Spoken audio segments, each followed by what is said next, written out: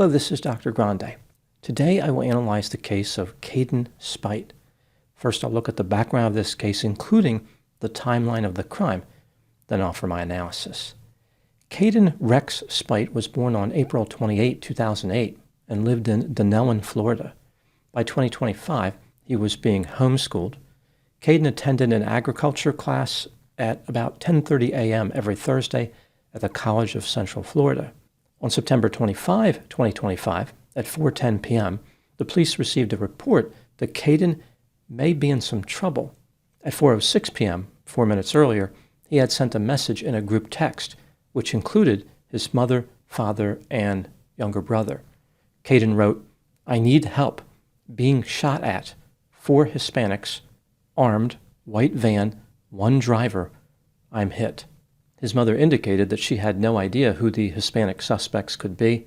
She described Caden as a good kid and said the text message was out of character. Caden had a location-sharing app on his phone.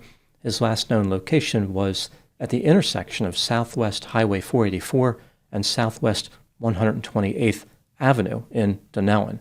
When the police arrived at that location, they found a Chevrolet work truck which was registered to Caden's father. This is the truck that Caden had been driving, but he was not there. Investigators found many worrisome clues at the scene. For example, there was a bullet hole in the windshield of the truck. The bullet had struck the driver's seat headrest. One spent case was found in front of the vehicle. It was a .45 ACP.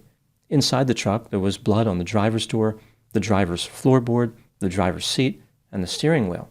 Outside, there was blood on the footstep, in the sand just outside the driver's door, and inside a Gatorade bottle found near the vehicle. Caden's cell phone was found on the bed of the truck. The device had sustained severe damage. It was nearly cut in half. In the sand around the vehicle, there were drag marks, and bicycle tracks were found leading away from the passenger side of the truck. A massive search effort was launched to find Caden, but there was no success. Using cell phone data from Caden's phone, as well as other sources of information, the police were able to construct a timeline of his movements.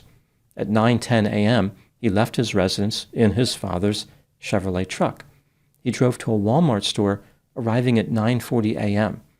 At 9:59 a.m., he left the store and drove to the College of Central Florida Vintage Farm campus in Ocala, Florida. Caden attended his class and left at 2:17 p.m. At 2:34 p.m., he arrived at a Dick's Sporting Goods store before driving to a Walmart store on Southwest State Road in Ocala. This is not the same Walmart he visited earlier. At 3:07 p.m., Caden purchased a 29-inch mountain bike, a sleeping bag, a one-person hiking tent, a hiking backpack, and a pillow. He paid in cash. The cost was almost $350. At 3:13 p.m., he arrived at the intersection of Southwest Highway 484 and Southwest 128th Avenue, which is 3 miles west of the Walmart. Caden's father called him at 3:41 p.m. to ask about a test Caden had taken that day. Everything seemed normal with Caden at that time. Caden left the scene at 3:43 p.m. He sent the group text about being shot at by 4 Hispanics at 4:06 p.m. The police identified an eyewitness who was near the intersection where Caden stopped. The witness saw a young man matching Caden's description standing next to the driver's side of the Chevrolet truck. The young man was alone and did not appear to be in trouble. The witness later identified the young man as Caden. There were no other motor vehicles at the scene, and there was a bicycle next to the passenger side of the truck. This sighting occurred after 4:06 p.m., when Caden sent the alarming message to his family members. This made it seem like Caden was not telling the truth. The police learned that Caden had talked about running away on prior occasions. On his laptop computer, they found some curious searches he performed using ChatGPT. For example, Caden was interested in how to collect his blood without causing pain, and in Mexican cartels. He searched for the best route to get to a cartel and asked, where is the main cartel station in Mexico right now? On September 26, 2025, the day after Caden went missing, the police encountered him at a shopping center on West Noble Avenue in Williston. This is 28 miles north of his last known location in Dunellen. Kaden mentioned to the police that his father's gun was in a backpack he had with him. He said that he was on his way home from school on the day before when a white van pulled up next to him. He had to pull off the road near 280th Street. Kaden was kidnapped by the men in this van. 30 minutes before the police encountered him, the kidnappers shot him in the right leg. After shooting him, they dumped him where the police found him at the shopping center. The driver of the van was also a kidnapping victim. He was a middle-aged black man who said his name was Charlie. Kaden confirmed that the gun used to shoot him was his father's .45 caliber pistol, which was in the backpack.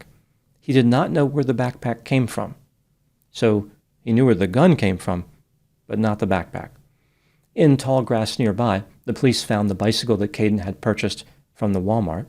He denied making the purchase, saying that the bicycle had been dropped off with him. So the kidnappers left his bicycle for him, I guess just out of courtesy. The tent and the sleeping bag Kaden had purchased at Walmart were found in a nearby clothing donation bin. A witness from an auto parts store in the shopping center said that Kaden had tried to sell the bicycle. Kaden was taken to a hospital and treated for the gunshot wound to his leg. The bullet shattered his femur. After he was released, he was arrested and charged with presenting false evidence, shooting into a conveyance, making a false report of a crime, and possession of a firearm by a minor. He was charged as a juvenile, so no matter what happens to him, he will be released by the age of 21 at the latest. Realistically, he will probably be out by the age of 19 if he is incarcerated at all. Now moving to my analysis. There is no doubt that Caden Speight is guilty of making a false report and the other charges against him. Here are just a few examples of the inculpatory evidence. In the time leading up to Caden's disappearance, he had talked about running away and asked ChatGPT about painlessly collecting blood and Mexican cartels. He wanted to know the location of the main cartel station in Mexico. Not long before sending the group text about being shot at, Kaden purchased a bicycle, a tent, a backpack, and a pillow. He would later deny purchasing these items. Caden's blood was found in and around his father's abandoned Chevrolet truck and in a Gatorade bottle. This makes it seem like he used the Gatorade bottle to spread his blood at the scene. A witness saw Kaden near the truck but did not see any other motor vehicles. A bicycle was next to the passenger side of the truck. A spent case found in front of the truck Kaden was driving was matched to his father's pistol. The pistol was found in Caden's backpack. This is the same weapon that was used to shoot him in the leg. Caden's kidnapping story does not make any sense. In order for him to be innocent, here is what must have happened. Kaden was planning a trip to Mexico where he wanted to start a new career in a cartel. For some reason, he thought he might need to have his blood available, maybe as part of the process to join the cartel. Perhaps Kaden had misinterpreted the common gang phrase, blood in, blood out. To prepare for his adventurous journey, Kaden took his father's pistol and purchased a bicycle and camping gear from the Walmart store in Ocala. Due to an unexplained memory problem, he forgot about this purchase. He stopped at an intersection 3 miles west of Walmart. Kaden sent a group text to his family saying that he had been kidnapped. However, a witness saw him there after this text message was sent.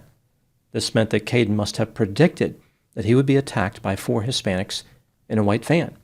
I guess he had some type of psychic ability. Even though Kaden knew the perpetrators were on the way, due to this ability, he did not leave. He waited for them to arrive and was kidnapped. Maybe he figured this was his destiny. Or they would take him to the Mexican cartel, so his transportation would be provided.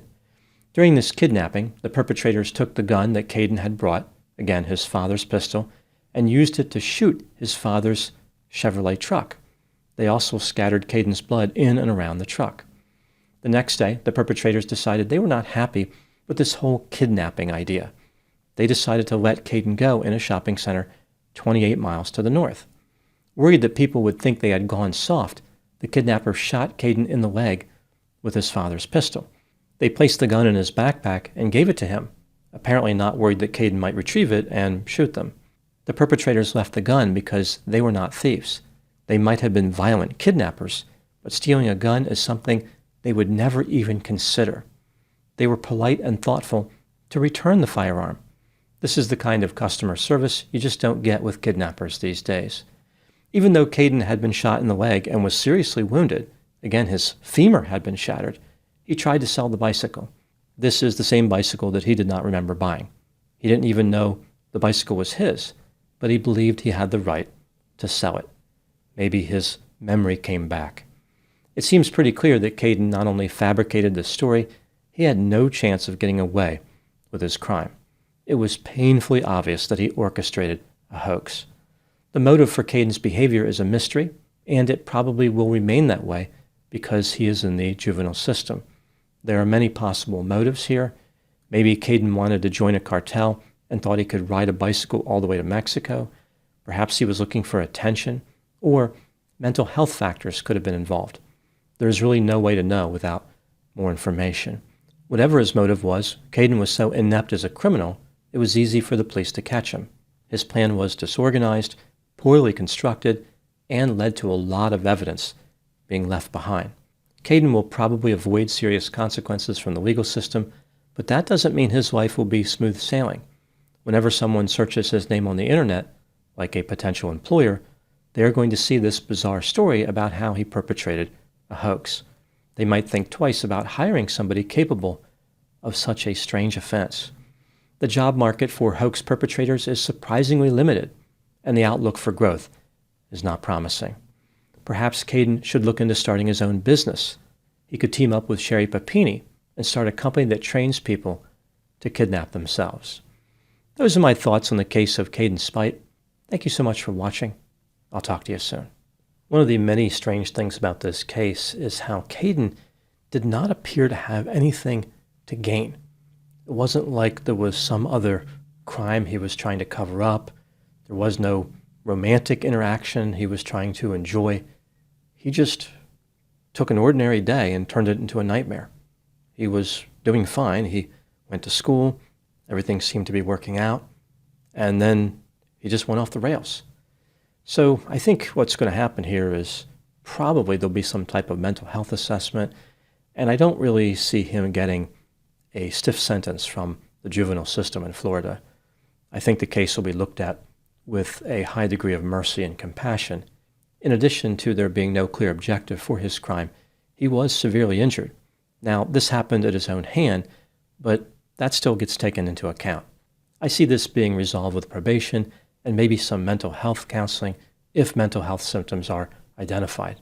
This is one of those odd cases that just didn't need to happen, and maybe he'll be able to wash this away and start over. Again, I think he's going to have problems with employment. The internet is going to feature him forever, so I don't see that going away. But perhaps he can explain this to future employers.